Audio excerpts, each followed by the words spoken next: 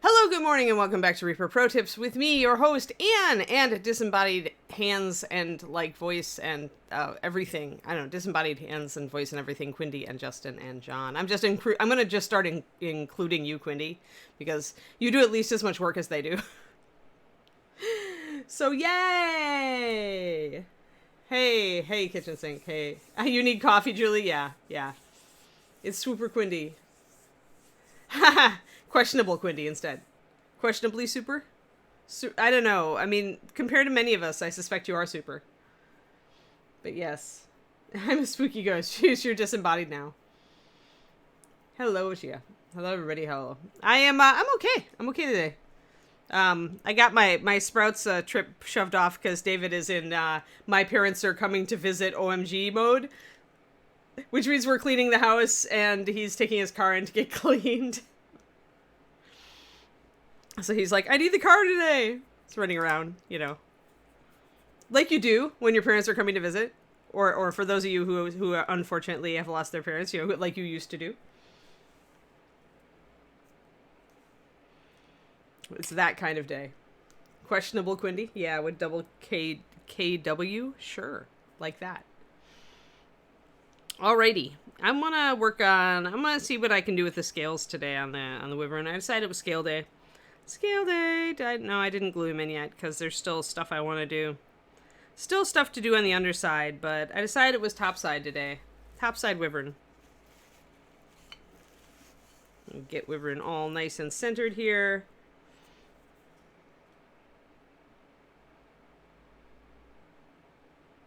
Rackham, we are first shake well. Absolutely, always with acrylic, shake very well. But be aware that Reaper is a more fluid paint than if you're coming from Vallejo or something like that, or Scale 75. Almost every other paint on the market is super goopy and thick, and Reaper is naturally more fluid. Now, this means that you may need to put 2 coats on for a base coat if you thin them. I find that straight out of the bottle, they're pretty good. And it depends a little bit on color. Like, yellows and reds are a little bit weaker, usually, just like with every paint line. But what they do really well then is everything else that requires thin paint applications. You can use them on a wet palette. They're just fine. You will find, though, if you use a very little on a wet palette, that the water will influence them more over time. So because they already start out more fluid, and that doesn't mean there's water in them. It means the base is less viscous, essentially. So they're not thinned, but the actual resins and the base that we use to put them in is less viscous and less goopy than other paints. And what this is a chemical difference. It's actually the type of resin that's used in these paints that influences that viscosity, and it influences how well they cover to some extent. It usually will make a 5 to 15% difference depending on the base. Pigment has a greater impact on coverage, in my opinion. Yeah, so essentially it's what you should notice though is that it's going to make your blending a lot easier. Glazes and washes should pretty much be a dream. You don't have to fight against opacity and you don't have to thin them very much at all. Make sure you're thinning them less for your thin paint applications. So like where you might have to add a lot of water to a Vallejo paint to get it to the point where you could layer or blend with it, you will not have to add near that much. And if you want to know how much to thin it, go over to YouTube, Reaper's YouTube, and go to my Thinning MSP Paints video. There's a handout for it on my Patreon at patreon.com/paintingbig. And that will tell you exactly how much thinning relative. So if you're used to using like Vallejo and you're used to kind of adding a certain amount of water, you should get at least an idea from that, like the viscosity of Master Series and how they work. And I show, I believe, glazes, washes, layering, all of those things with MSP so that it'll set you up to succeed. You'll be able to watch that. And even if you're using a wet palette, you should still be able to see how transparent or not transparent my paint is just as I'm using it on the palette. That said, if you really want to get a feel for paint viscosity, I do recommend you also learn to use a well palette. Because that way you can do precise measurements and really get a feel for how thin or thick you want your paint to be. And then when you go back to the wet palette, you're going to be a lot more, like, you're going to have it internalized a lot more and have a better feel for it just as you're mixing each brush full of paint. Because wet palette, if you're trying to learn like specific techniques like smooth blending and glazing and all that kind of thing, and you're trying to nail your paint consistency, it can be harder out the gate to nail that stuff if you've only used a wet palette, and you're dealing with other people saying, oh, do a 3-to-1, paint to water, or 1-to-3 paint to water, or whatever, right? And you're like, what? That kind of thing. Thank you, Quindy, with the thing. Yes, it's not going to be as high coverage as the other paints because they've got that goopy consistency. That thick body essentially makes them cover better out the gate. Those paints went for coverage, and we went for, I like to say, I went for everything else. Because there's this concept in the market nowadays that coverage is king, which I find weird because a lot of top painters are all telling you guys to thin your paint and put on 2 thin coats. And at that point, it's like Master Series, you thin it like 4-to-1 or 5-to-1, you put on 2 thin coats, and it's beautiful and smooth. So it's like, if you're going to be thinning your other paints and putting on like GW says this, put on 2 thin coats. So yeah, Reaper on wet palette requires 0 water. Don't do it. You're going to get water gently wicking into your paint over time. Anyway, eventually, if you want it to be thick, you're going to have to. This is why I don't use a wet palette, by the way. Because it annoys me. It annoys me that it changes. I like consistency. I'm a control freak, darn it. But yeah, so totally, porcelain tile's not nearly as good. Porcelain tile does not give you the surface area that you need, the limited surface area of Alandar. You're going to just see the paint dry really quick. It generally does not help you nail that viscosity in your gut because of that. Because on a flat surface, and I used to paint on a porcelain tile when I worked at Games Workshop. And I had one when I started at Reaper until I discovered the smaller well palette. And then I started using the smaller well palette pretty exclusively. Because it really, what the well palette should do is limit your surface area ratio so that you have more fluid to surface area a lot more than you do on a tile, right? Okay. All right, that's cool.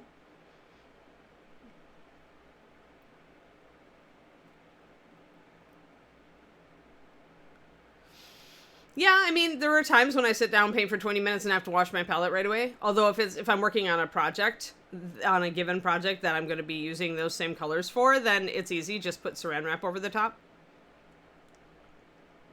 I also learned from Kirill's book recently that it used to be you put wrap over the top and put it in the refrigerator, which also retards any possible drying time.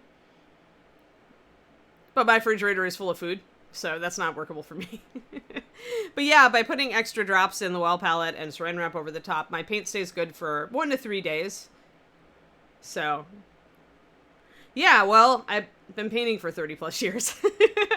And I have an analytical mind, Rackham. Like, I like to know why and how and what works, why does it work, how does it work? And then I like to share that with you guys. So, but yeah, MSP is very different. It's a very different paint from other paints on the market. What you will notice is increased adhesion. So one of the things you get when you go with that a little bit more fluid base, a little bit more transparent base, not as goopy, is that you get a lot better. The paint will stick to the model and stay on the model better. You should notice that. That's definitely a thing. And it's the type of resin that's used in the paint. If you're using a really tiny brush, Nepharsis, the answer to that is that really tiny brushes are not, like, awesome. Like, the tiniest brush I use, like, here's my finger.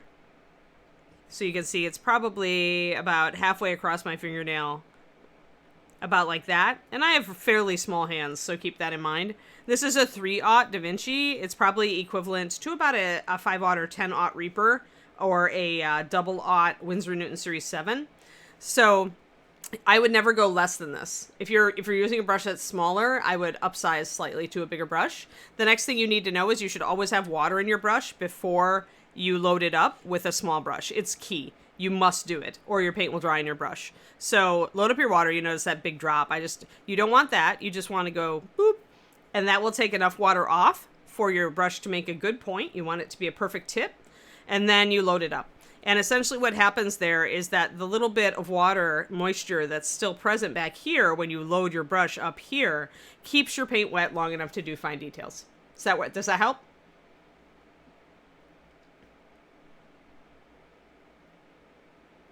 Because that's it. That's the trick nobody talks about with small brushes and getting details. Yeah, I mean, the other thing you can do is to just switch to a bigger brush. I do eyeballs with this gigantic brush.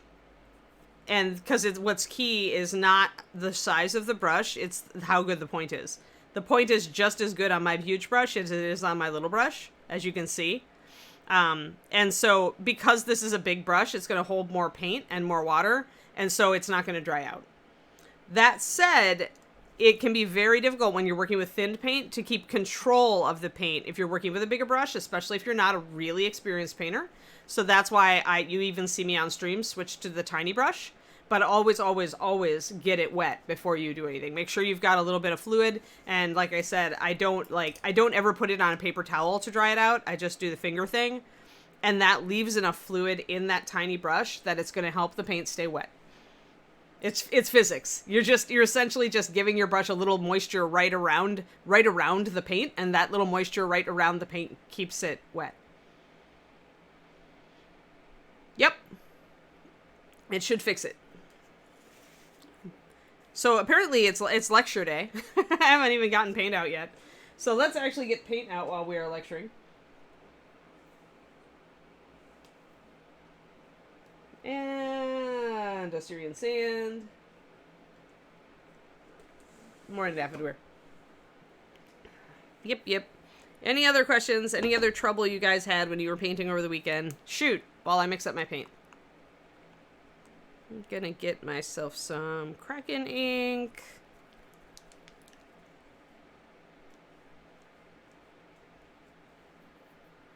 Yes, and anybody who's on my Patreon that has access to the unloading your brush video, I think it's a $2 video. It's from a few months back. That is probably the single most useful video I have ever done. Worth it for $2. Plus you get all the other videos I've done for $2, which is over 2 years worth at this point. And PDFs, a couple PDFs in the early days as well. So yeah, patreon.com/paintingbig. That's me. Thank you everybody who helps support me. That is my main income. It keeps me going. So I have great gratitude toward everybody on here who, on here and off of here. Those of you who are watching this after it's live. Who supports me. Like it does, it just keeps me going. It is good. It helps me not freak out about my finances in the middle of the night.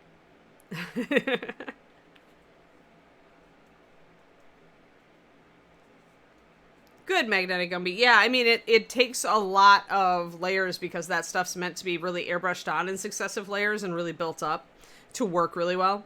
But you can brush it, and then you can... The nice thing about brushing it on is you can control the subtlety a little bit better.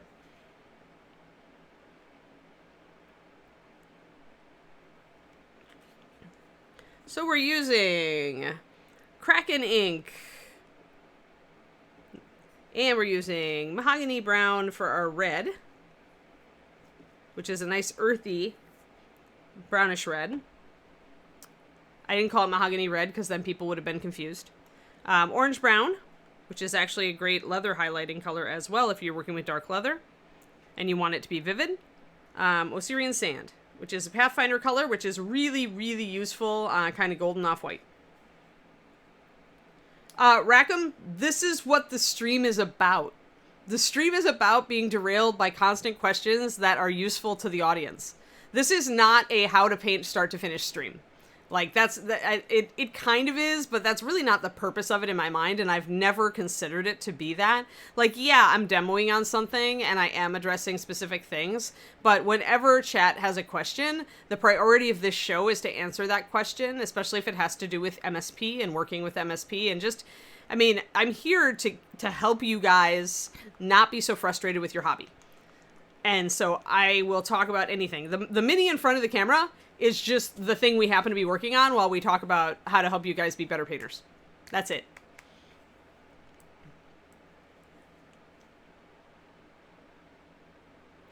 Like, I consider this a talk show more than I consider it a paint show sometimes. And I like it better. Like, I have more fun when you guys actually have questions and want to, you know, have things I can help you with. To be honest. Because otherwise, it's just me painting. It gets pretty boring.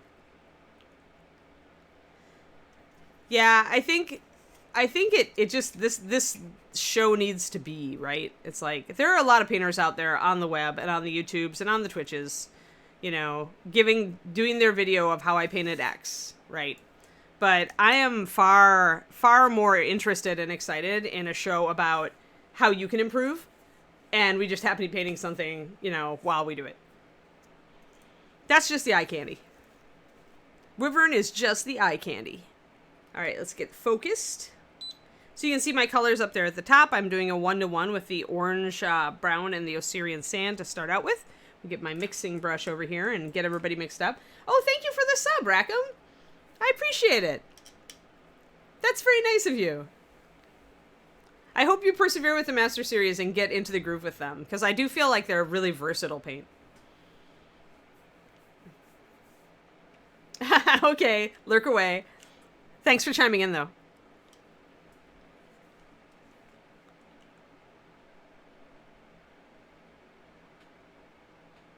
Let's see. And since I added extra white Osirian sand to the one here on the right, I am adding extra water as well. Everybody else is going to start at a 4-to-1, and I'll probably thin it down to a 2-to-1 because I find that's the sweet spot for quick layering or quick wet blending over a base coat.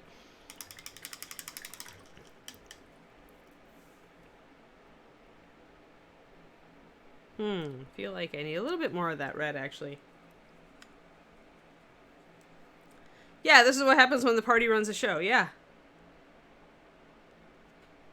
Sandbox world. This is a sandbox world for painters. We can go anywhere. We can do anything. Well, except solvents. I don't work with solvents. So if you're looking for solvent tips, I'm not your girl. Just have a general dislike of the toxicity, so I do not use them. Although I always am constantly thinking of getting back into oils, but the more I look at it, the more I'm like, I think I'm just going to use my water-soluble oils, because that's why I got them. Oh, no problem, Quinny. We had fun. We did stuff.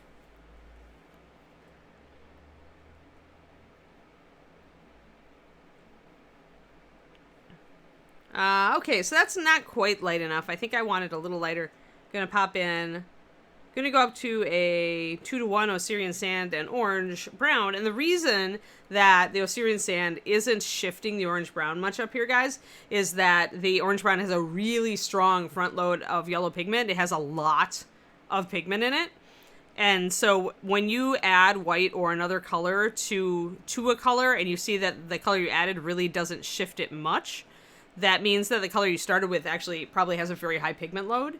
Whereas if you add a color to it and that color shifts it a lot, it can mean one of two things. It can either mean the color you added had a higher pigment load, or if you are adding white to a transparent color, it just means that's the opacity kicking in. So the color shift you're seeing is less pigment and more like the increased opacity of the color, which does change its appearance. You know, Justin knows that I'm pretty fire and forget, Quindy, but I do really appreciate you being here to link things and stuff like that, so. Alrighty.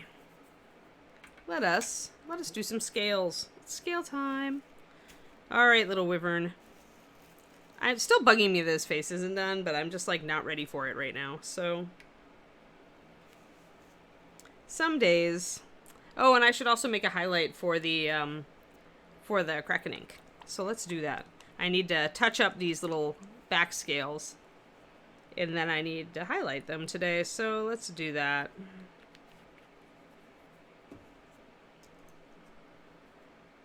Just fine. You can mix them, Basement. In fact, I think it's Luca who really likes to mix MSP with other paint. He feels that they improve, like, MSP improves the other paint, and the other paint gives MSP, like, more coverage.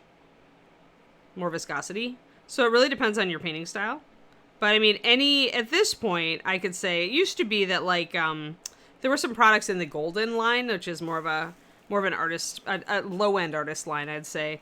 There were some problems with interactions with Golden and certain hobby paint lines, but those have been a nonity for a while. Like, I really feel that all hobby acrylic paint at this point can be intermixed. what you should know when you're doing it is why you're mixing it. And be aware of how it will change when you mix it. For example, I really like mixing MSP with Scale 75 paint, especially their artist line. But when I do that, it makes layering a lot harder because their paint is one of the goopy paints and it has more opacity. When you want to do layering and blending with layering, if you have more opacity, it fights the layering because for layering you want transparency. So be aware that although it will make some things easier, it will make other things harder. But you should not you shouldn't see any chemical. Yeah, Turbo Dork, I mean, any metallic or weird kind of like, but I can't say that though, Semp. I mixed MSP with Turbo Dork once. What did you get a precipitate reaction? Did it cottage cheese on you? I wonder if they're using an alcohol base. Like maybe I didn't mix it. Maybe I just layered it. I may have just layered it over because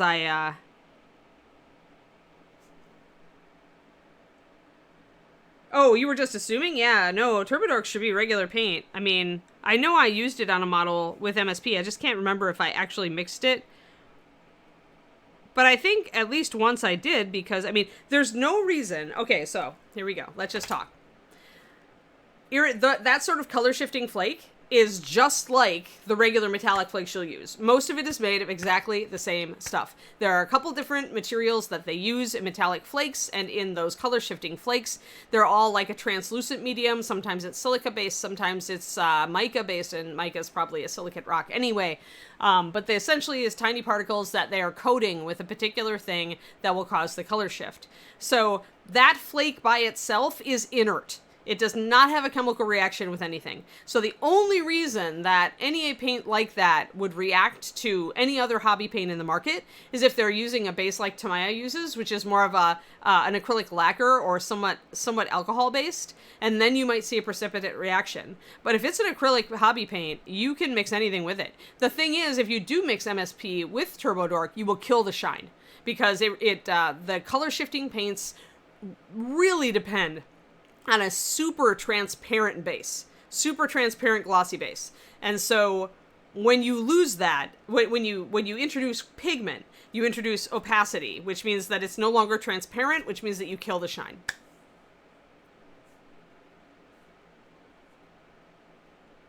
Yes, Jetta is correct. That's why Tamiya or Tamiya, whatever you want to call it, it's actually Kirill listed as a lacquer and not as an acrylic hobby paint. So that's telling. That's why it requires its own thinner. And you may get a reaction with that sort of thing. But just because it's got a funky flake doesn't mean that it's not mixable with everything else. It's just like I said, with those color shift paints, you rely on the transparency and building it up in a lot of layers.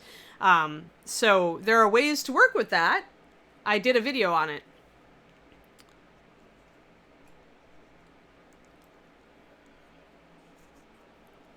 But in general, you should assume that hobby paint works with hobby paint unless proven otherwise.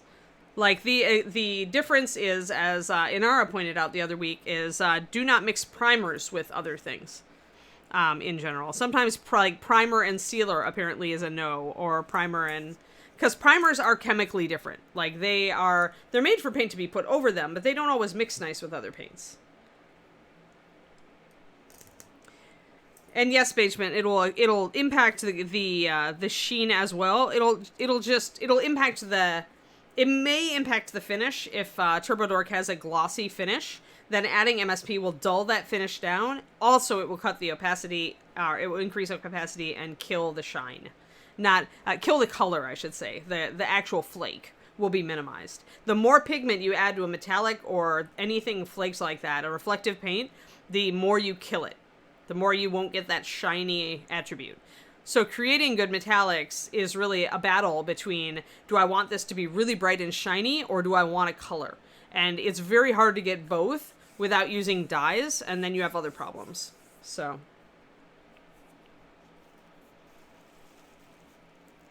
A lot of paint chem today. A lot of paint chem. Let me get a going to put a drop of Assyrian sand into my, since it's the lightest color I'm using on the model, I'm just going to use it as my white. And now since yellow and purple are complementary, it is going to dull the purple a little bit. With Bones models, I wash them, basement. Washing is necessary in my opinion, and then I go straight to paint. Like, if you look, you can even see some Bones material still showing here and in the mouth. This is just Bones.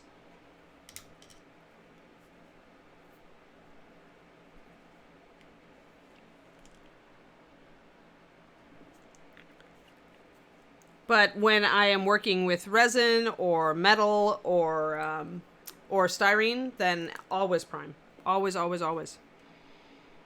And 3D printed stuff, prime also. I finally got my hands on a good can of black primer. I couldn't trust David's crazy hardware store primer anymore. It betrayed me. Luckily, it betrayed me on, like, kind of informal models I was just painting because I thought they were cool. And not on a competition piece, or I would have been really, really irked. But now I have a reliable can of primer again. I consider Games Workshop very reliable. I also use Tamiya. My third place, if you can't find those, is the P3 primer. It's not bad. It's a little bit... I don't like a textured primer. I don't like a primer with a lot of tooth to it. So I like more smooth primers, but different people really like different things. I mean, the best thing I could say is experiment with different primers and see what you like. Yeah, I do not prime Bones at all. But when I'm working on, like, I've got some 3D printed stuff and some resin stuff over there that I've got to get a base coat on or a prime coat on. So then I do use it on that. Oh, I think always prime resins. I've never tried to paint a resin without a primer on it. Like, resin just has that mold release that can repel paint like nothing. Like, it can seriously do a number. And it will frustrate the heck out of you. I ran into this on a resin model, actually. I would say always prime resin. 100%. Yeah, that's what I use, Grithiak. I use the Tamiya Ultra Fine White and Light Gray. My big thing with Tamiya, though, is that they don't have a black. So if I want to do a Zenith Prime, which is my, quickie kind of fun model prime at this point, then I've got to get a black that's reliable. We were using just a hardware store black brand. And it just, yeah, no. Bad.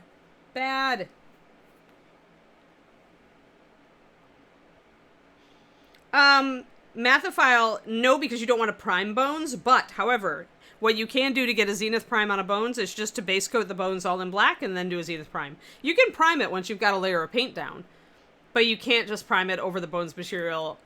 Unless people will tell you that some primers do work on Bones. Your mileage may vary. I just recommend not doing it. Yeah. Right. Yes, Rhonda made a great post on priming Bones. But if you want to do... Yeah, well, it depends, Sempi. I think... Okay, so Rhonda's got a great post about it. You can airbrush prime them, but beware because some primers are going to still react. It's not just the propellant sometimes. Remember that primers are a completely different beast chemically. So we just can't vouch for like other brands necessarily. Experiment on a Bones you don't really care about or on the bottom of a base. Like if you've got a Bones base like this, you could always flip it over and just, prime the bottom and see how it does. Just as long as it cures, you're all right. But I've seen so many problems just with primer in general, so try it. Reaper Black Primer, I think, works great, the brush-on black. But again, your mileage may vary. Test it. You don't want to mess up a mini. I just don't. Like I said, I don't even bother. It doesn't require it. And I'm lazy. So if I don't have to do it, I don't do it. But, I'm efficient. That's it. Not lazy. It's efficient. Yeah, but I would say no rattle can primers. And if you want to do Zenith, just maybe airbrush some black paint onto it and then just do a spray over. I haven't experimented with some primers on Bones. I just feel like, yeah, it's just fraught with peril. Remember that primer has chemicals in it that the reason that it is primer is that it etches the surface of the model. So it's a chemical that's actually like intruding minorly, very minorly on a microscopic level, is intruding onto the surface of the model. So if you have a surface that's going to be reactive to the chemical that's doing that, that's why you're going to get sticky primer, or it's going to off gas. You're going to get really smelly paint job. Just use a non-primer black. Like, all you need is for your base coat to not be reactive with the model. Once you've got the model covered in black paint, then you can spray, you could use an aerosol spray. It wouldn't matter, because that layer of paint would protect the model. As long as you are very thorough about covering everything, you should be able to use a spray for that, from that. And, you know, an airbrush, of course, if you want. I never do the gray between the two, though, for Zenith. I just do the white. I find the gray just gets kind of taken over by the white anyway, so and I'm always going to go back in and do sketch under it, so, like, to just kind of make it better than it looks. Oh, yeah. No, yeah. Primers etch the it's micro etching. You can't even see it with the naked eye. It's micro etching the surface of the metal. And so then the primer can put its little claws in and kind of cling a little bit better. Just a little bit better. I mean, we all know that primer does rub off if you handle it enough, but it gives it that extra little bit, and the paint then has the tooth of that primer to dig its claws into. So it piggybacks. It creates a slight texture for the paint to set on, and it clings better to the underlying surface. Okay, well, that's good. I still, XO, I would still say, everybody just make sure. I always say, just try it yourself. It certainly is possible the Stynylrez works great. I haven't ever heard bad things about Stynylrez. But just be cautious. You don't want to wreck your model. It's a real bummer when, you know, and even though it may not react, maybe you don't like the feel of the coating on bones, you know, it's like, just experiment. Doesn't take much. I mean, we all have extra models that we're not thrilled with from, you know, past Bones Kickstarters that we never used in our games just because we had no use for it, right? So just use those models and do some tests. And then you will be able to say, you know, hey, I tested a bunch of stuff and this is my experience, and, you know, be able to talk from a position of having done it yourself and tried it and gotten results, instead of, oh, well, I heard this, which is never as good.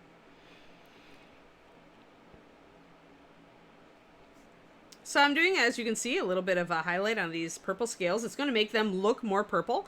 The Kraken ink I like because it does look almost black when you lay it down at first. But I did want to bring in a little bit more of that purple on this. So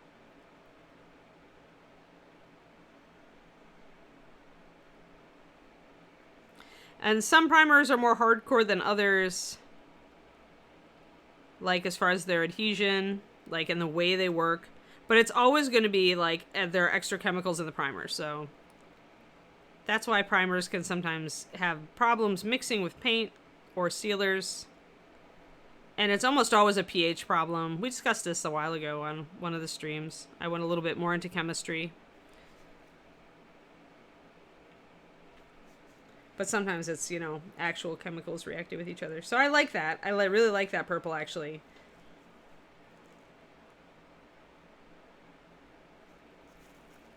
Yeah, why do you say it's not a good primer for metal? I've never used it on metal, only on resin and plastic, Shadow Raven. What was your experience?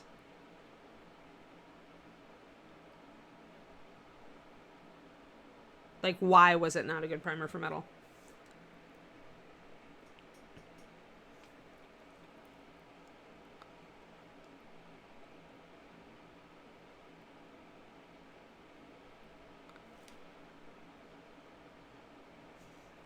This is showing up actually a lot better on the camera than it does here to my eyes at this angle. So you guys are actually seeing it better than I can see it. I'll probably bring it up more. Oh, okay.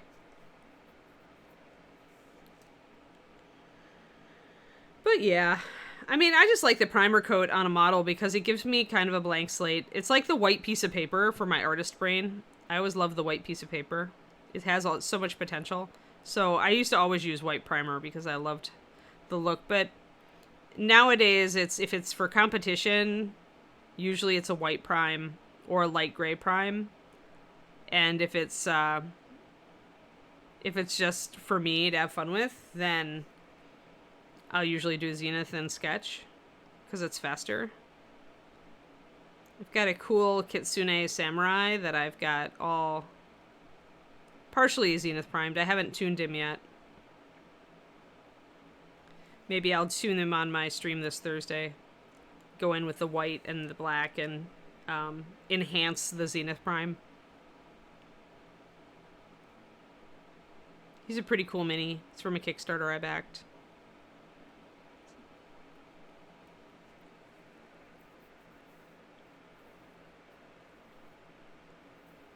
Very few thin coats of it. Got it, Crows and Bones. Rubs off too easily. Doesn't... It sounds to me like maybe a couple of coats. You might need a couple of coats. Sometimes, I mean, if I thin Reaper Master Series primer, it will definitely rub off a lot more than if I put it on straight. But you can't put it on straight because it's just a little bit too thick. So 2 thin coats of Reaper Master Series primer is the best. So it could be that Silent is kind of formulated like that. Yeah, Grithiak, I'm glad you like it. It's it just really helps keep the paint from rubbing off. Like I already had some rub off on the little claws deck here, but I'm getting like enough done on this model now that I don't want more rub off. So I figure it's time to get used to holding Wyvern with the plastic wrap. But I've used this technique on big dragons before, and it works great. It's just a really good way to avoid pressing too hard on the model and rubbing off edges. If you've got a really pointy surface, you may still notice it rubbing off, but that's like, there are just some surfaces, like wingtips or whatever, spikes, horns, that are really difficult to not have rub off. Then those I just kind of give up, and I leave them to the end, and then the last thing I do is to touch them up with a really solid, bit of primer if it's not bones, or straight up paint, like thick, if it is bones, and then... that's the last thing I do is put that on there. And I'll put actually some layers of brush on sealer on it usually also. It's still not going to totally be foolproof because if you've got a spike or a claw or a sharp thing, it's just natural that the paint is softer than the metal or the plastic underneath it. It's going to rub off if there's pressure. And if you're gaming with it, there will be pressure. So...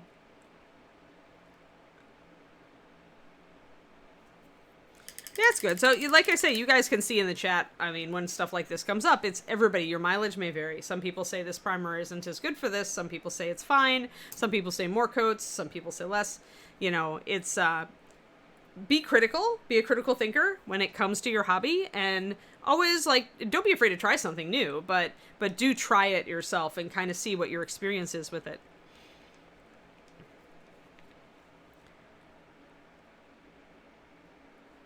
If nothing else, like having an inquisitive mind like that holds you in good stead as you're learning new techniques too, because then you're going to be more willing to experiment and to play, and that's how you improve. I'm going to mix a lighter purple now. I'm going to go 4 drops of Osirian Sand with 2 drops of the Kraken ink. I'm going to thin it way down, or at least thin it a bit.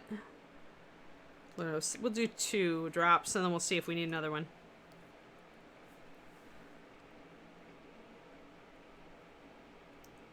Yeah, it's a good color.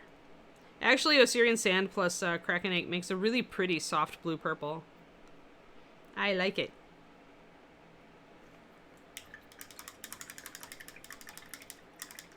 So I don't want to take these scales up a lot because I do want this to be a dark crest on the back of the Wyvern. But I do want to take them up enough to show the details. So... getting old screw tops, a glossy finish off the bottle. Is it a glass bottle? Because if so, you're doomed. If it's a glossy finish in a glass bottle, yeah. So the only way, other than a hammer, the only way I think is if you actually soak it in something that'll remove tend to be a paint removal thing. I don't know. I don't think that heating it is going to help. Like sometimes, with glass jars, when you try to open a jar of salsa, it's really difficult. Sometimes heating it and cooling it and heating it and cooling it and heating it and then trying will help because the metal will expand and the glass won't. So you could try that. So either soaking in thinner or But, yeah, I had bottles I just gave up on.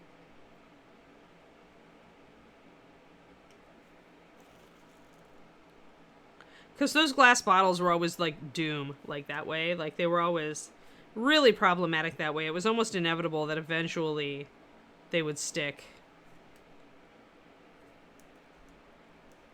Yeah, I would suspect.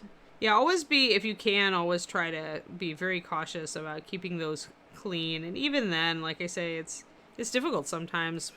It's the glass and the metal, and they're both extremely hard materials, and that's why when they get stuck, they get stuck. And when you get stuff in there that dries, that paint has such a high hardness rating itself that it's just like cement. That's why you see these, bottles with soft plastic bottles, and soft tops, relatively speaking. Much easier to put pressure on it and make it open without hurting yourself or the bottle.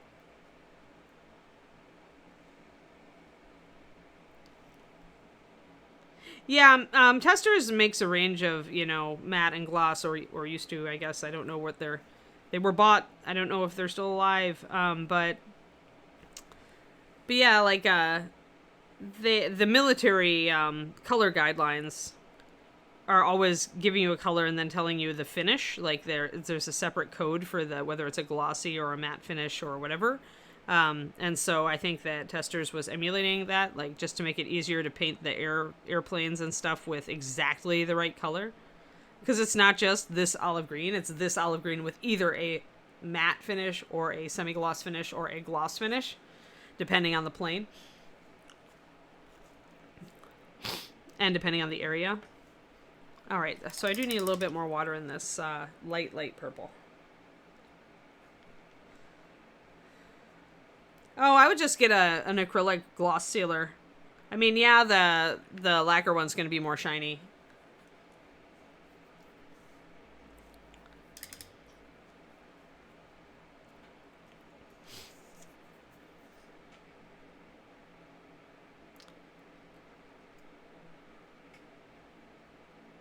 The problem with the solvents is you have to put them in glass bottles is because of the solvent. They'll eat through plastic. Or metal. Yeah, I mean, and the acrylic ones aren't going to be as shiny in general. There is one that's water-based that is very shiny that I use. And so, sorry, but this one. That one I've found is a little bit just goopier. Because you can build Reaper up to be really shiny, or even any other company that puts out a gloss varnish. They're usually not, like, they're shiny out the gate, but they're not, like, if you want, like, something that looks like a bead of water, or droplet, then you need to build it up. You need to build up layers of it. Whereas that stuff is I found it to be a little bit shinier out the gate because it's more goopy. It's not, and again, it's viscosity that's going to give you more body. Will give you a shinier, thicker coat, right? Because it's thicker. But usually in miniatures, we don't want a really thick coat. And if we do, we can just spray a couple, just airbrush a few coats of the gloss onto it and it'll be super shiny. But usually with miniatures, you do not want shiny unless you're specifically doing finishes, like specific finishes on your model. But when you're doing any detail work with miniatures, which is mostly what miniatures are all about, going shiny totally makes it impossible to see your details. So that's why the world of miniature painting has gone more toward like an eggshell finish. For a while there were satin finishes, but everybody seems to be going more matte now. Because that's what makes the details show up on these models. Hello, hello. Yeah, you can store the solvent in plastic very briefly. But yeah, that's why I just don't find solvents to be really necessary. I've found that I can match most of the special effects from solvents by, looking for a product that's similar but water-based. And maybe it's not quite as good or as shiny or as thick or as whatever, but it's close enough that I can make it work. And it's worth it to me not to have to deal with toxicity. But again, your mileage may vary. There's a lot of people who really love working with solvent-based paint because of all the special effects they can do with it that would be very difficult with acrylics.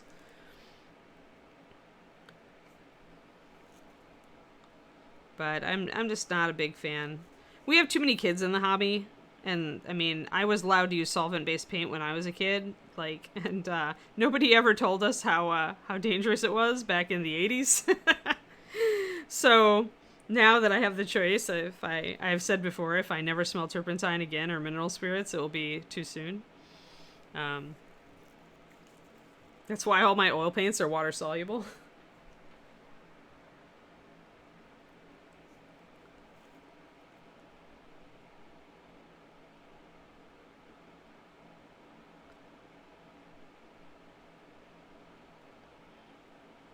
Yeah, panic increases the capacity for bad decisions. That's the takeaway from that.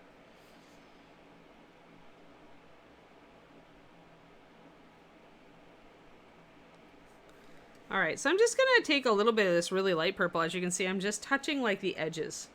Just a little bit. And what the nice effect of that is, although it's not really blended, but if I wanted to, I could take my next step up and kind of blend that in. But it kind of makes these scales look spikier. Do you see that? Because you've got that really dark Kraken ink base, and then you're bringing it out to a much lighter color. And so it makes him look a little spiny, which I really like.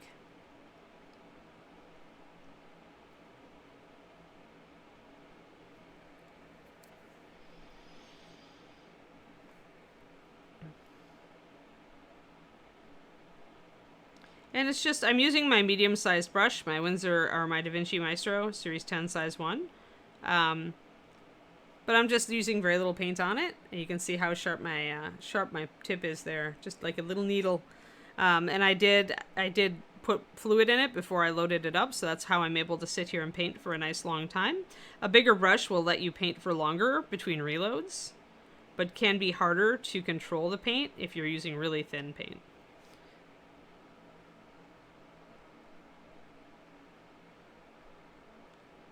But you can get as fine details with the bigger brushes as you can with the smaller brushes. It's just control and paint consistency, as long as you've got a good enough tip on the bigger brush.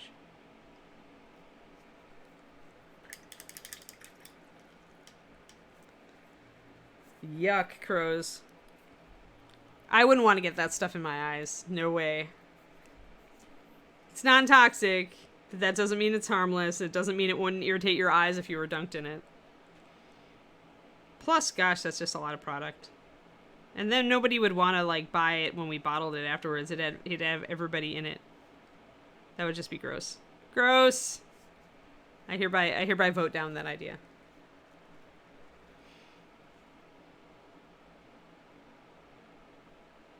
Plus, so messy, like, the hotel would never allow us back.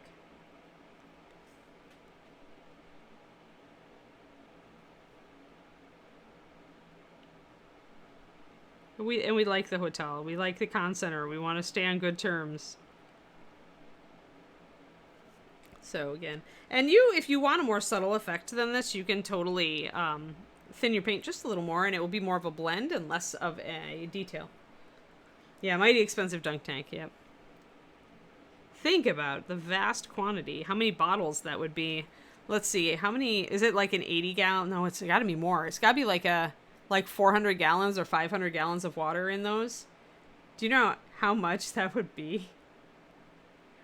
Yeah, 500 gallons, exactly. That's what I thought, because I was like, I used to do fish tanks, and I'm like, okay, what did an 80-gallon fish tank used to look like? All right, so now I need to multiply.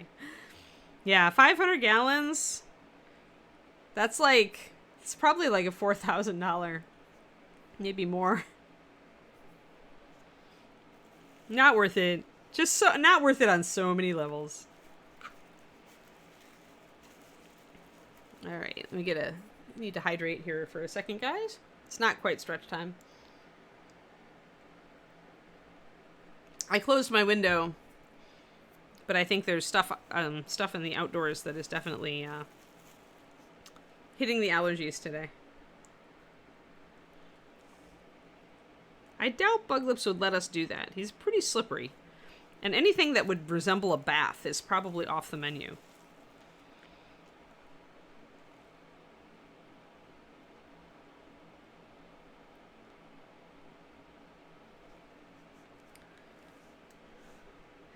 So again, if I want to blend it in, I can always bring a little bit of my previous highlight up and kind of brush it over the line I just did, which is simple layering. But because my previous highlight is a little more transparent, it works well.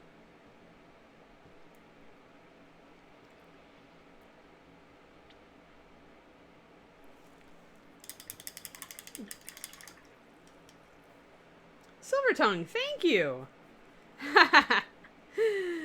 Thank you for the resub. 5 months. Very cool. You're almost to your half a sub anniversary.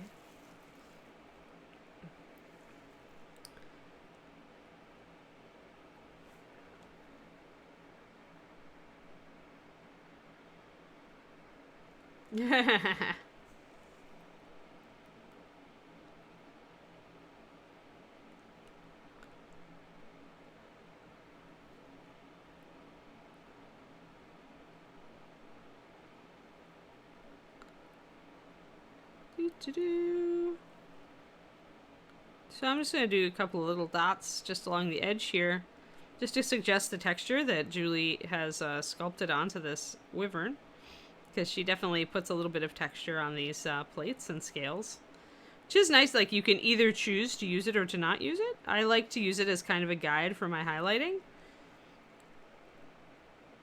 like those little dots right there. It just adds a little bit extra, especially if you're not going to paint a pattern on the scales, which, you know, often these things are small enough that maybe you don't want to.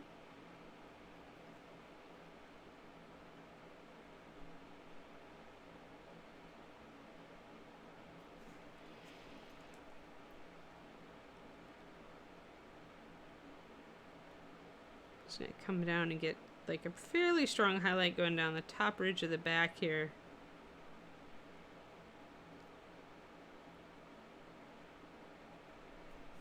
There. So those stand out really nice. These types of scales, the ones that Julie sculpts, these big overlapping scales, are really easy to make look good if you do this.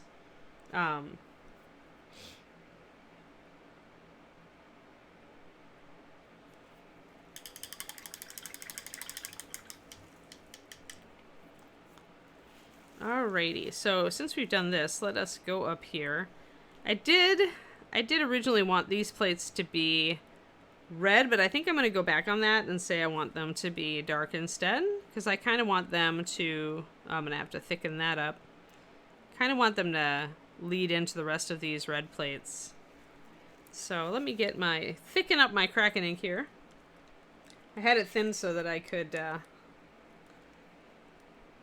do some shading between the red scales, but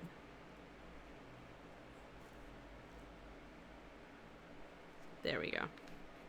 What am I going to do when I'm out of Kraken ink? I'm going to need a new bottle. Reaper better make it available by then. Or I'm going to have a Grumpy Ann. Grumpy Ann showing up at ReaperCon asking Sadie to mix her a gallon.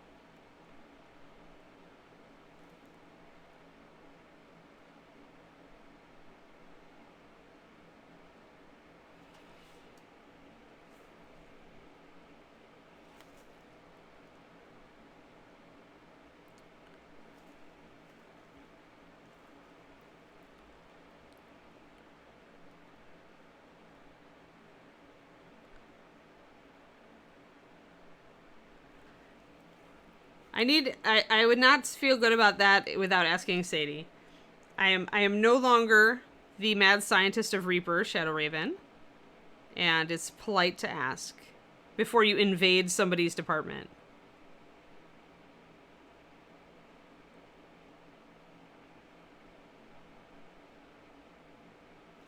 In the old days, where I was in charge of the department, sure, I'd just march in and make myself a gallon of something. Then we'd sample it. Or we'd turn it into an actual color if it was a good one. I feel like... Nope, that's good. Yeah, I did get the right thing there. Alright. Gonna wrap up Mr. Wyvern here and get his neck. And maybe the top of his head. So maybe part of his face will get painted today. No luck yet, yep. I don't know about that, Shadow Raven.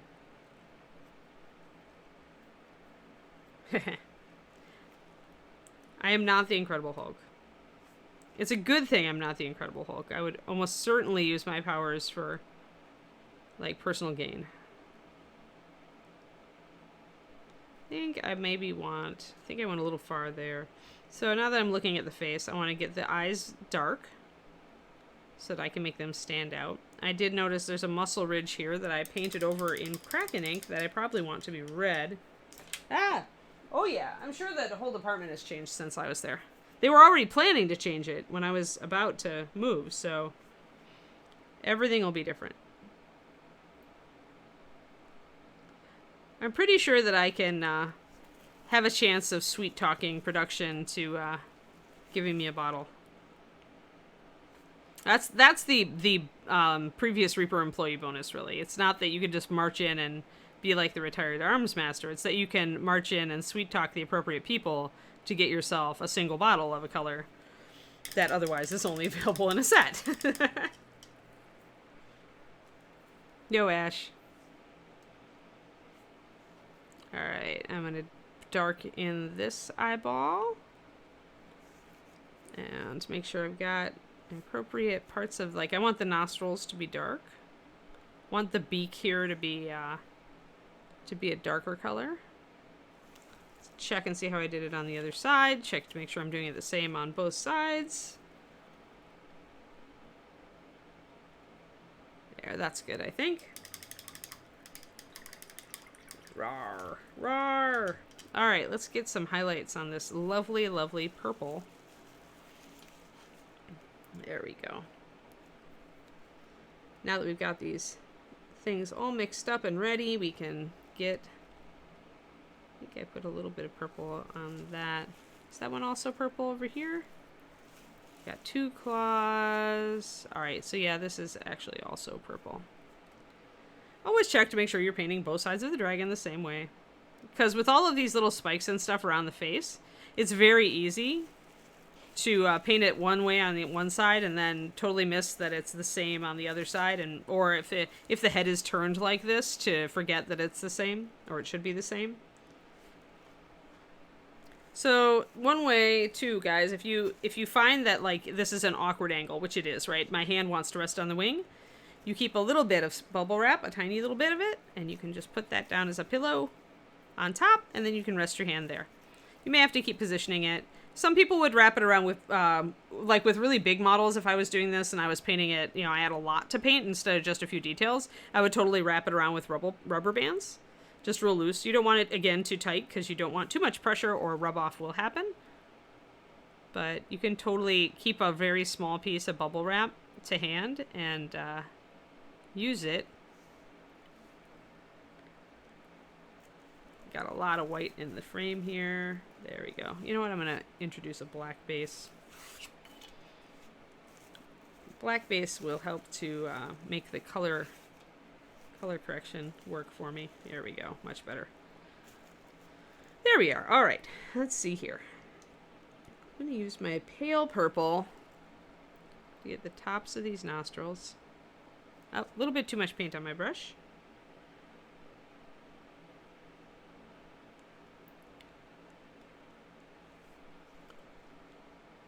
But yeah, I need to put that on my list for ReaperCon, that I need some Kraken ink. If they don't have it released by then, I'll have to go beg. Beg on bended knee.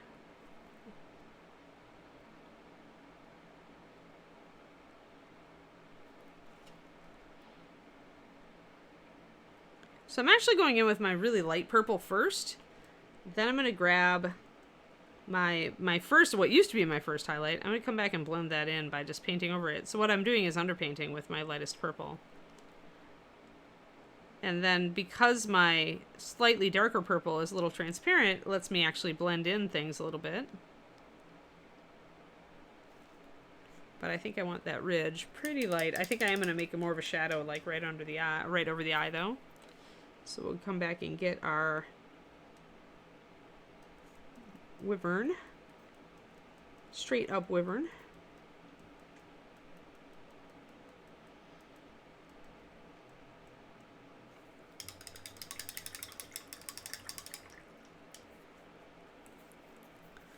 So at least this will let us get a little work done on the Wyvern's face, even though I didn't feel up to doing the whole thing today.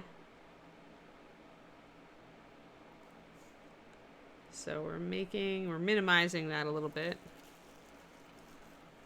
That may be a little too bright. The Wyvern is almost in a cocoon of bubble wrap at this point.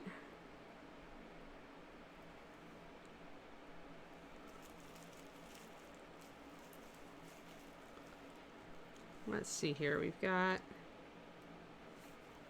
a kind of a ridge of muscle right here on either side of the snout.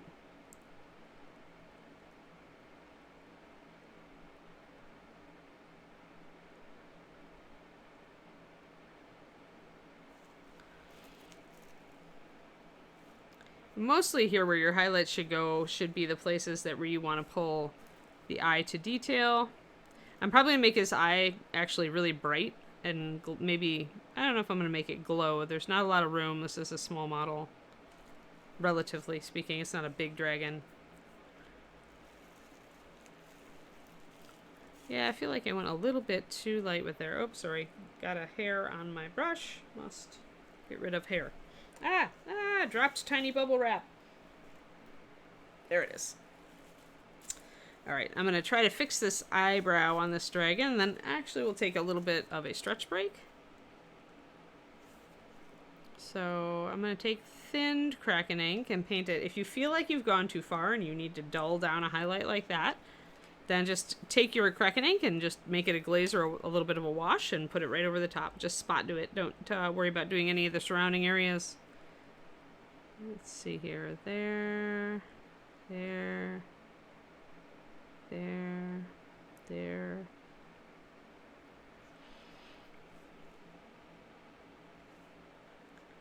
Trying to get these.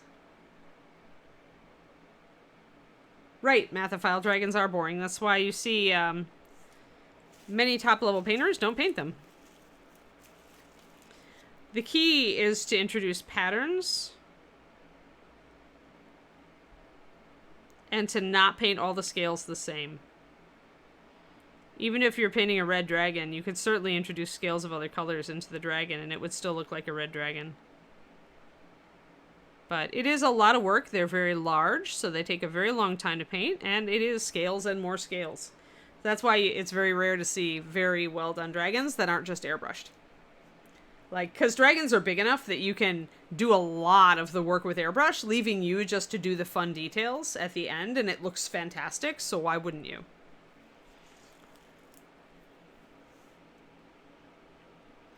Because all the big, it's like Lovejoy with House of Vex painting the Shivinra dragon.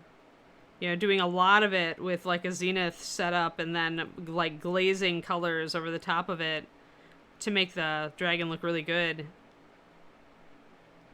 And it really like cuts some of the monotony out of dragons. Yeah, I may have missed a mold line there. I'm going to go in with my Kraken ink and kind of disrupt that a little bit. There.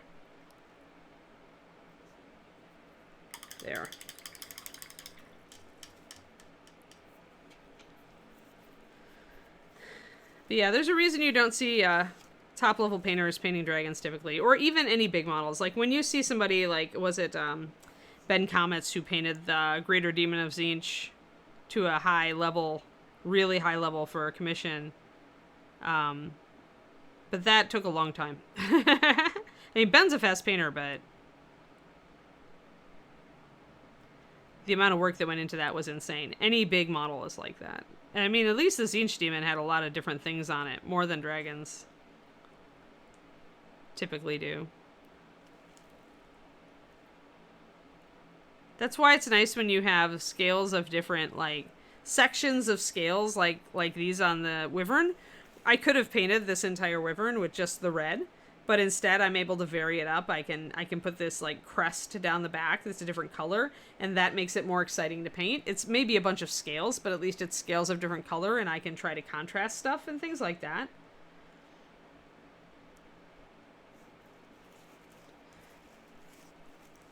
Yeah, they are they're a project, and they tend to be very, and some people really like that repetitive painting of all the scales, and some people don't. So just don't feel alone, Mathophile. There are many people who agree with you that dragons are kind of a chore. I think they work best if you're painting, like, if it's a big showcase dragon that you want to look amazing, and you just do it a little bit at a time. Like, you paint on it here and there, so that you always are working on it when you're happy about it. And I think it does really pay, at least for me it does, to paint dragons in sections. Because that way it's like, oh, you know, I painted this shoulder today, but I finished the scales on the shoulders, so this looks really good, and now I'm excited to keep moving. Yeah, you have to put down the dragon when you're still excited about it each night. Because if you ever put it down when you're really annoyed at it, you're never going to pick it back up. It's too much energy. Just bringing in more texture here.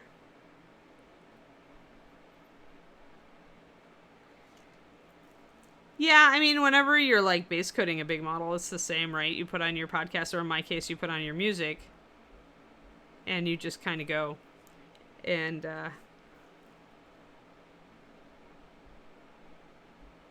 until you get to the points where you're at the fun parts, you know, a part you've been looking forward to, and then it's fun again. Like doing the little details.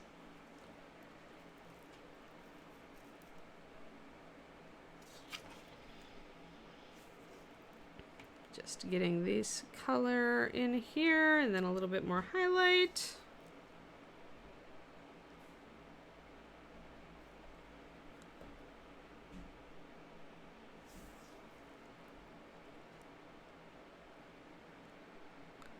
Kind of trying to see here where the dragon's eye is, where the eyelid might be. But I think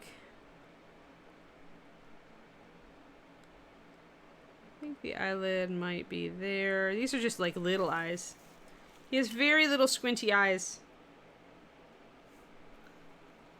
Very little.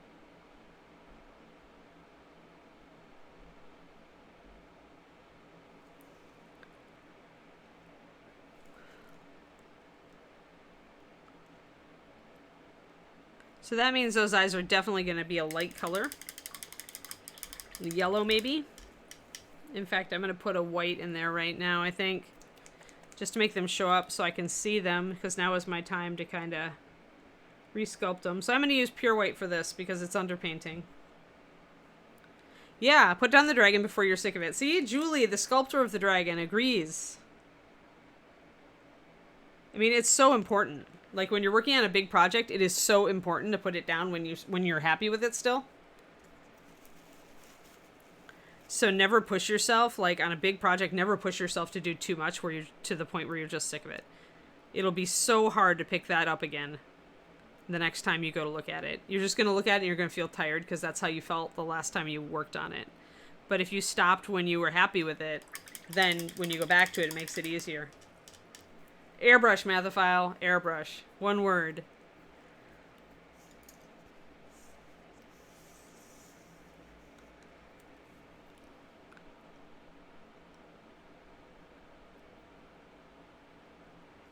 If you need to do quick dragons, it's definitely so much better.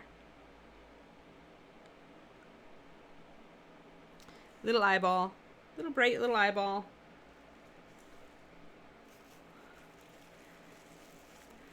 Back in the 90s, it was a fad, Clavicus. Now it's serious business.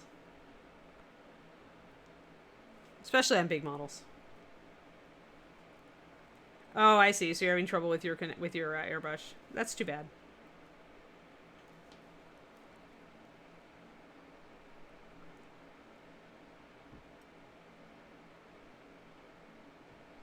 There, now I've got my little eyes on my wyvern.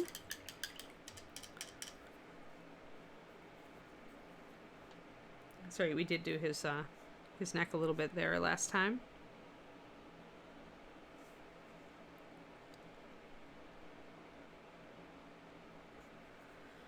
That lets me shade and highlight his eyelids a little bit. Now that I can see where the eye is. Yeah, good luck with that. Usually, what I've found with airbrush communities, though, like you should be able to go online and kind of take a picture of your setup and maybe get some help from the community mathophile. Because it could be as simple as maybe you have a connector that doesn't work with the airbrush you have, or something like that. And usually, an online community can spot that in a second, and they'll be able to help you. Like, that's where I think that online communities of painting really shine, is that when it's technical stuff like that, is there's somebody else that's had that same problem with that same airbrush, and they're going to know how to help you fix it. And it'll save time of you trying to figure it out yourself. So do always try to find a community that can help you. Alright, so getting that. Good. And I'm good with this side. Alright, let's finish these next scales. And then maybe we'll do some tail scales. Oh wait, I was going to stretch. It's almost too late, but I'm going to do a really quick stretch. Just because my back is like, hey, you should stretch. So quick stretch, everybody. We got about 25 minutes left. That's not too bad. Rawr, says Wyvern, rawr. As we do his awesome purple scales. And then it'll look even cooler when we start coming in on these side scales and we get everything, like, detailed. He'll be really neat looking. Definitely a color scheme I have not previously done, which I like. Really enjoy that. I'll use a black base in here so that he can... There we go. Perfect. But yeah, definitely, I like using color schemes I haven't tried before. And it won't really, like, have a big problem, Grey Wolf. I've been doing my exercises pretty well. But when it gets a little achy, I listen to it.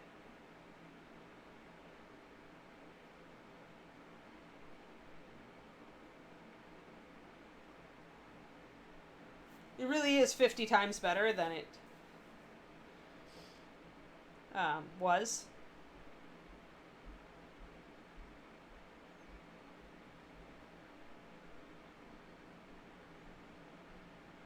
Okay. Yeah, cool. I just thought maybe you could save yourself some time if you ask somebody mathophile, but it's cool if you don't wanna. And you think you've got it.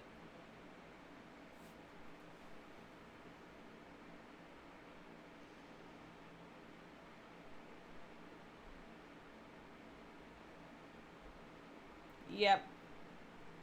Yeah, videos help too. House. Replacing the whole house seems a bit drastic. Quindy is fantastic. I'll be right back.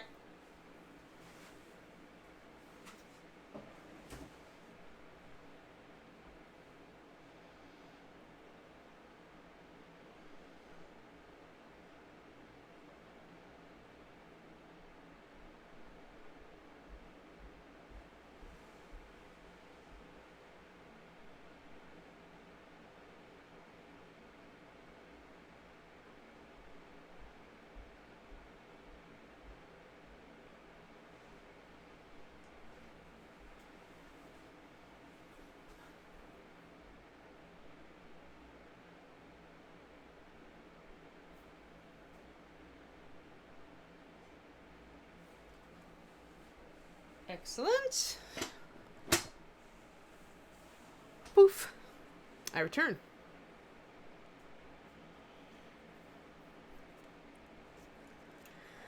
Okie dokie. Wait.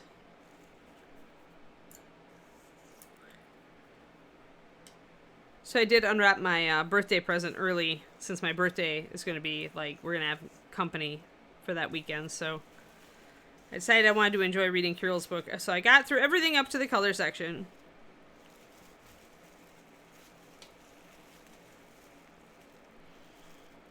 He does a pretty good overview.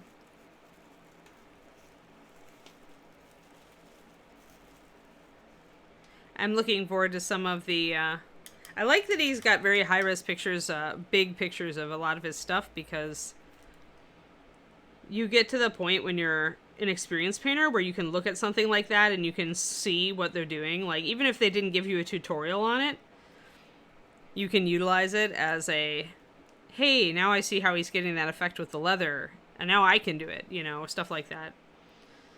So I'm looking forward to this book since I love Kirill's work so much.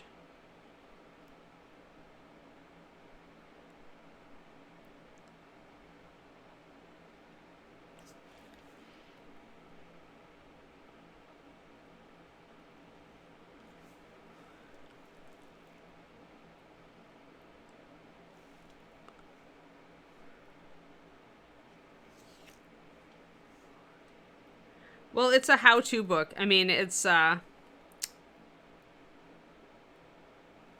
definitely written from the perspective that I would have written it, which is, not just the do this, but the why do you do this and how do you do this. So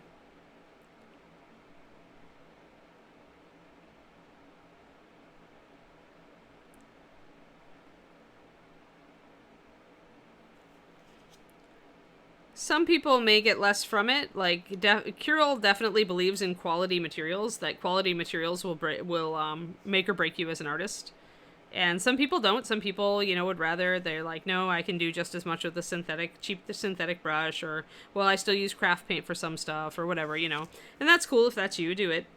But he definitely has a quality philosophy. And I tend to agree. It was certainly true in 2D art. I have found it, for me, to be true in 3D art, that you want quality materials because, in general, they're going to make things easier for you, and you're going to be less frustrated. So I agree with him wholeheartedly. I think at some point he says that beginning painters, one of the most common mistakes is to say, oh, well, I might not spend much time doing this hobby, so I'm just going to get cheap stuff. And what happens then is that they have, it's more difficult for them and they get frustrated and they end up not doing the hobby, really. And I see that happen. I was able to mitigate it a little bit with Paint Club at Reaper. That way if it's not working, you can explain, well, if you had a slightly better brush, it'd make it a little easier or whatever. But I do think that it's not impossible to get results with substandard materials or with cheaper materials. It's just harder. So you wish to experience the hobby you should formulate your strategy around that.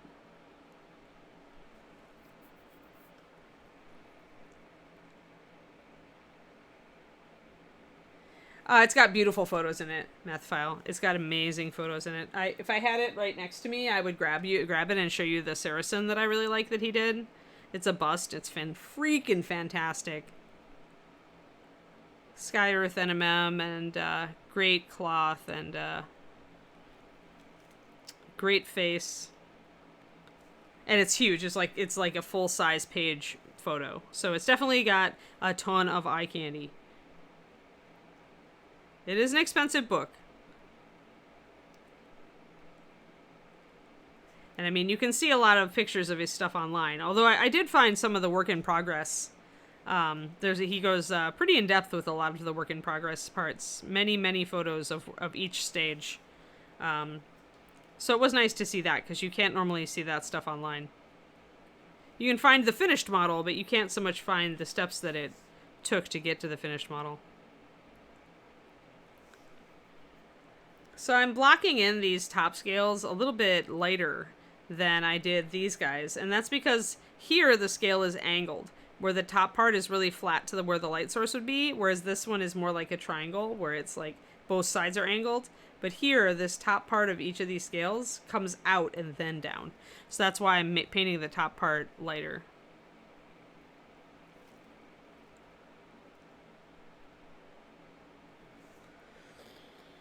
There, that's coming along.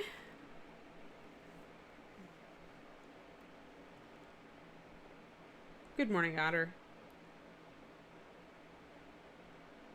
Yeah, crows.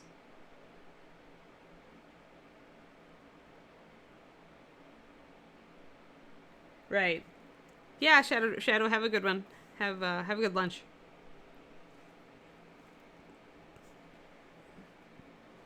Yeah, it's a book put out by AK, and they're pushing their stuff pretty hard in the front part. So do be aware that the reason that when he's talking about supplies, there's so much AK product is because AK is the one who put out the book. So there are certainly other products. Though if you do like solvents, going back to the discussion on solvent stuff, AK is one of the hobby companies that still puts out solvent-based stuff that's fairly high quality. So if you do like solvent paints, a lot of their special effects stuff is pretty worthwhile from what I hear. There's a painter out here who likes it a lot. It all just depends, though, on whether you want to go non-toxic or you're interested in the techniques you might be able to accomplish with solvents.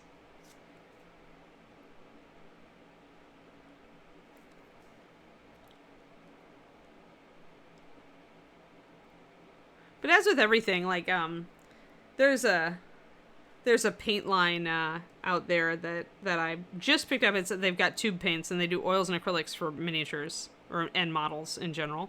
And I just I will regularly pick up one tube of a new paint line just to give it a try, just to see how it works for me. And that's kind of what I recommend with some of these products, where you might see somebody recommending them or saying, oh, well, you give this a try.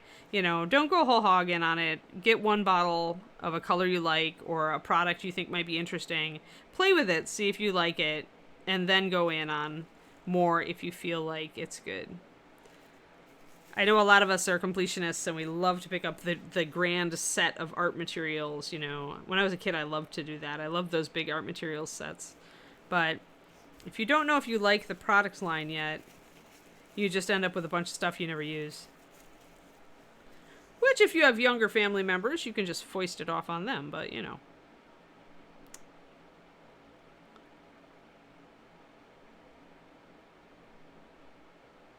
Getting these little purple highlights on these guys. They're not going to be, they're tinier scales and they're a little bit more compressed, so it's harder to make them look as crisp as the ones up back on the back, but at least we have a little bit of color, and I can hit these lower edges if I get really tight and fine. I should be able to bring out the lower edge of the scale, which will help. Ah, that one got a little bit big.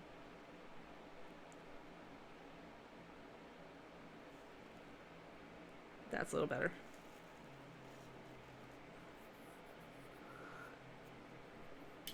Yeah, everybody's going to, like, you know,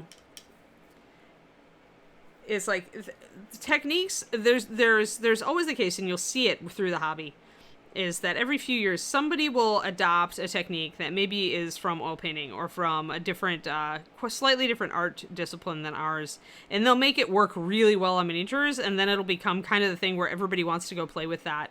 And that's how we grow as a hobby. Like, that's how our hobby has become an art form, is using those techniques and trying those techniques. And a lot of times you might feel like they're kind of gimmicky, and sometimes they are gimmicky, but if they let you get really interesting results, then it's probably worth it.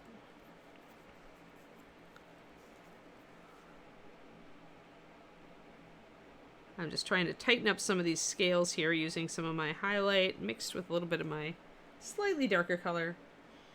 Yeah, layering with oils, you'd have to wait for it to dry for a week or two and then put the next layer on. You do still see people do glazes mathophile after an underlying coat is dry. Then you can glaze with other colors over the top, just like with acrylics. But if you're really into that, then the strength of oils is blending. The strength of oils is being able to blend just infinitely. Just blend it till it's perfect. Ta-da! Done. That's why I use the water-soluble ones, then. The Winsor Newton Artisan. They're a little bit slightly different, but you know what? I used to use it with oils all the time in college, and I don't think the Artisan are different to a level where I would even notice it. So, for people who don't want to smell oil paints, but are interested in using oil paints, I usually say you might want to try these out.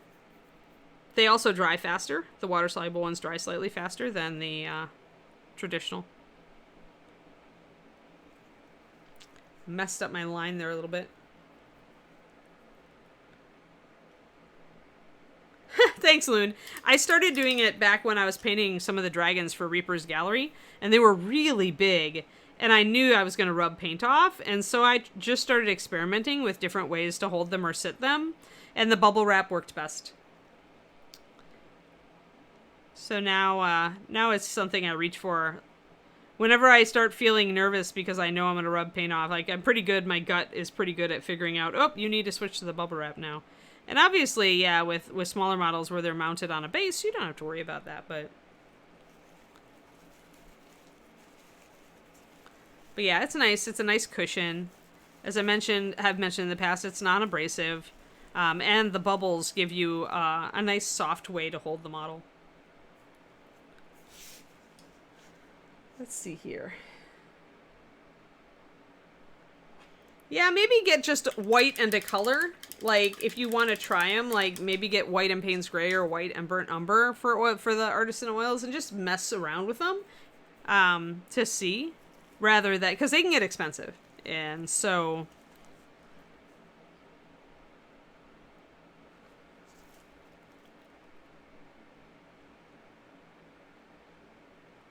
I've had Dick Blick gift certificates. I think I'm pretty much used a gift card to get mine because they're expensive and normally I wouldn't have had the budget. But I mean, oil paints last for a really long time if you don't totally abuse them, so that's the other plus. So now I'm going to come in and I'm just going to do a little bit of a top highlight on some of these little plates.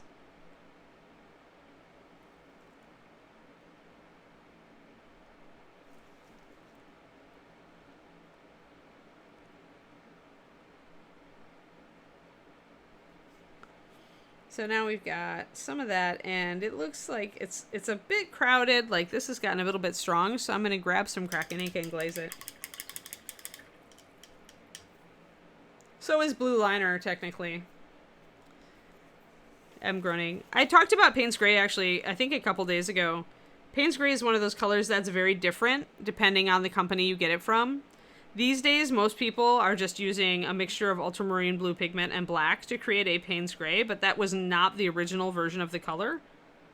But because today's Payne's Gray tends to be just an ultramarine or a fake ultramarine, a phthalo color and black, it means that any really dark blue, like blue liner or like almost nightmare black, although that nightmare's a little bit too blue. But that means that yeah, any really dark blue-black tends to act like modern Payne's Gray. The original Payne's Gray, though, was not like the phthalo blues. It was ultramarine, ochre, and scarlet lake, I believe. So it's red, ochre, and blue and black to create a complex gray. And I like that Payne's a lot better. That's the Payne's Gray I grew up using. So I always meant to maybe do one for Master Series, but I just didn't know if it would ever sell. Sometimes artist colors where canvas painters think they're one of the most useful colors in existence, but miniature painters are like, well, what can I use that for? Because the philosophy is a little bit different here. It would probably be a good, like, you could add white to it and get a really good complex black highlighter.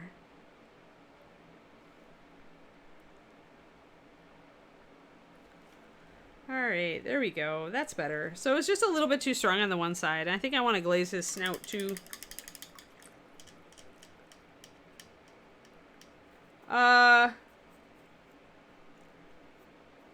Yes, it's a different base, but it shouldn't matter, Crows and Bones. Liner plus sealer works just fine, but you should be able to use... What trouble did you have? Like, when you say you had trouble, like, what trouble?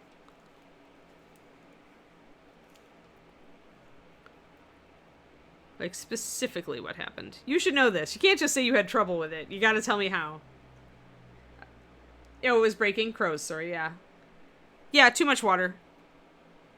If you need to thin any paint down, but the liner base is a little more fluid than even the regular Master Series. So yes, if you want to thin something down a lot and you don't want it to break, then add sealer.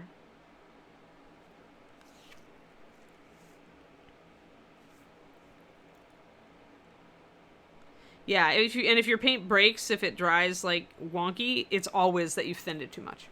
Either that, or if you don't shake it adequately, and then you just add a little water, but you've still got that binder water in there, if you don't shake it really, really well, then you can get that. The breaking will happen a lot earlier. But it's always that the resin bonds have broken down for whatever reason. Either it wasn't shaken enough and then water was added, or it was shaken enough but a lot of water was added.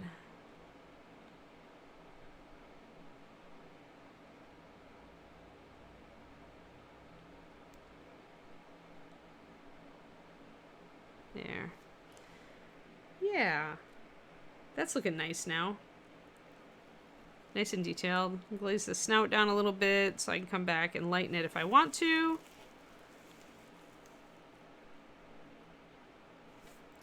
I like how this purple looks.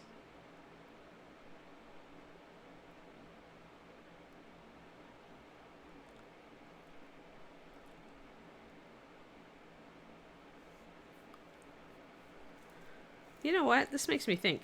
I wonder if I can make it a little darker here. Kind of to work off of the fact that it's dark up here. And then it comes out on the lower jaw.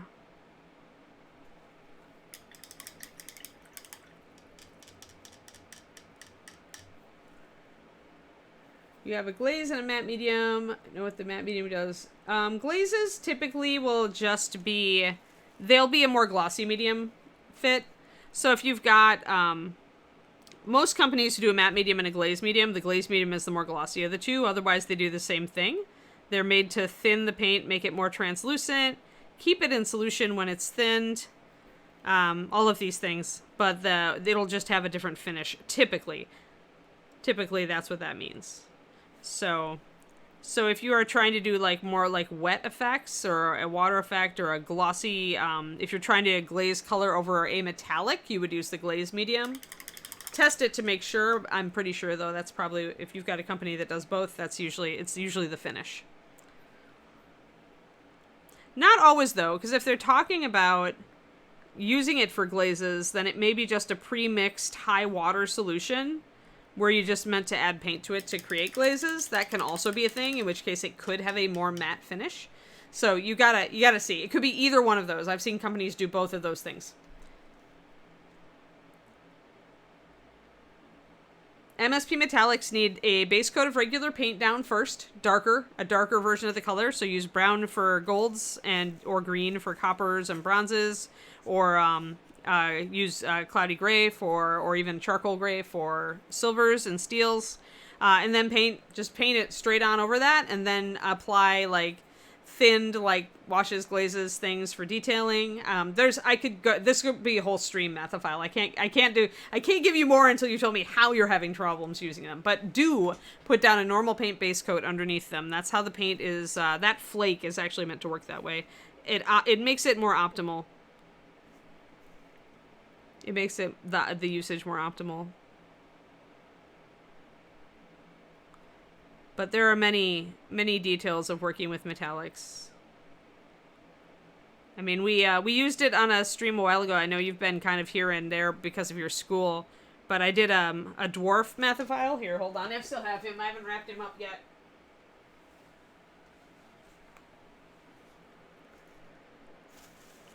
So we did really cool metallics on this one with the scorched metal and dragon or dwarven gold. Was it dragon gold or dwarven? I don't remember. So I did shaded metallics, so you can see there is shading and highlighting on them. But what you definitely do is you do put down a base coat of regular paint, and then do thin the metallics. Like use them.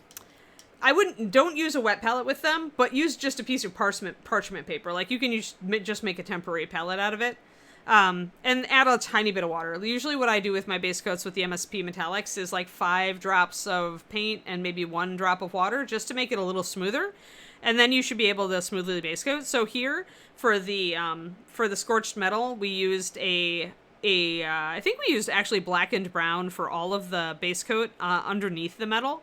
Then I just did the metal over the top, and then I came in with like washes and glazes to bring in these extra red and purple tones that I have on the copper.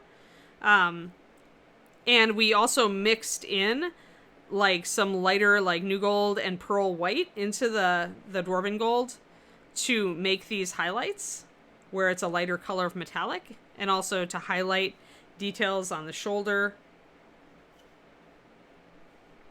and on the back.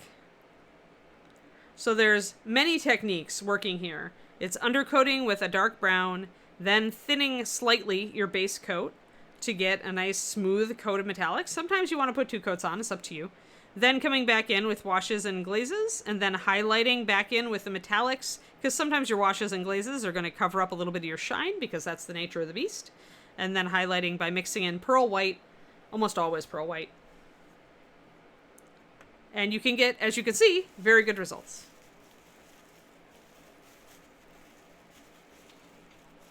But you can put a wash just like a regular, like over a metallic, just like any paint. And they work very well. But yeah, you can also look up those videos. It's our Dark Dwarf Smiter, I think.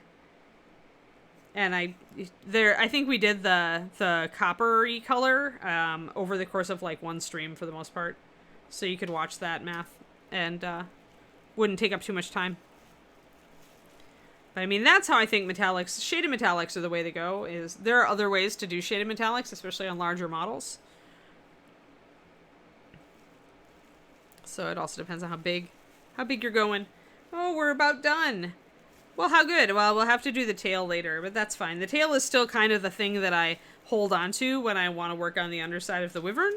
So, we are still... But we did finish a whole bunch of purple. So today, guys, we talked a lot about paint chemistry, and we talked about metallics just now. And earlier was about primers and all that kind of thing. We had a lot of talk today about materials, and then we did this highlighting where if you want to bring out the details on a very dark color, you do want to highlight it. If I wanted this to go darker, by the way, if I wanted it to get, once I do these red scales, if it looks too light to me, all I have to do is glaze with that Kraken ink and it'll bring it down.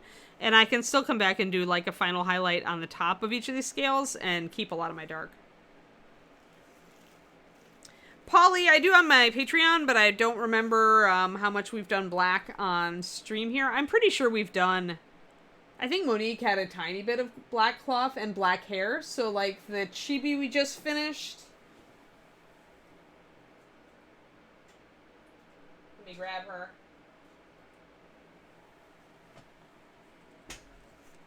So this one, hold on. Moving Wyvern. So we did this Chibi Vampire, who's the Small World Monique. That's her item number. And I'm giving you that so that you can go to the Reaper YouTube and look up that number and you should find it. But we did a kind of an off black cloth and we did black hair. And a lot of the principles behind highlighting stuff like that, yeah, I mean, it's all the same. Like, you want to keep a lot of the surface dark. And then there are ways you highlight shiny things like the hair as opposed to like duller things like cloth. So if you go onto Reaper's YouTube and you look up Monique or that number, you should find a number of videos of her. And I think we did the hair somewhere around the middle. I've also done, on my Patreon, I know I've done at least black wool with a cloth. And that's patreon.com/paintingbig. But the Reaper YouTube is free, obviously. It's just not, those streams aren't always as focused because I do a lot of just answering questions. Whereas the Patreon stuff is shorter and more targeted. That's the difference. Oh, great, Quindy, thanks. Thanks for looking that up. And thanks for the Patreon link. Yeah, no problem, Polly. Good to meet you. Alrighty, I think we're done, guys. I think we've said it. And that's what we covered in today's video. And hey, Wyvern is looking better every time we paint him. I love it when the model gets to this point where the base coating is mostly done and some of the areas are starting to really come together, and you can start to get a feel for how the whole figure is gonna look and see some of the areas that you've done that you really like. Like, I'm really liking this area now. I need to do the horns though. Now the horns in the mouth are bothering me. So I really like this effect here where it's almost fiery underneath. Like, I'm kind of sad. I was thinking about basing the model up on this big pie plate base just so I could tilt him up so that you could see more of that. Because otherwise, the Wyvern sits really low on his base. So, like, normally he or she is going to be really hunched over and you don't get a lot of that. So I was thinking about kind of tilting, doing a bit of a tilt on the base and building up some additional stonework to give it a more dynamic feel. Because I do like how it looks when you get some of this underlying color on the wings and you can really see it. So we'll see. We may build up a base on this one. The more I like the model as we paint it, the more likely you guys get a big base tutorial. So we'll see. We shall see. I need more big bases though. I'm definitely low on the pie plates. Alrighty. Thanks everybody for showing up today. Tomorrow is half-orc day. So we're back to our half-orc wizard. She is coming along really well also. And yeah, so that'll be cool. And I haven't decided what we're going to work on her. She's getting really close to done. We may do her hair. We may do a couple other things. I don't know. She's getting really close. I need to decide on whether we're going to do some freehand. I hope you all have a lovely day, a lovely start to your week, and we will be back tomorrow in the morning. All right? Who are we rating today? Reaper. Oh yeah, and it's Rhonda's show this afternoon. Like, don't forget. Like I always do. All right, everybody, have a great day. We are rating Brush for Hire. Stick around and give some love to that streamer. I'll see you all tomorrow morning.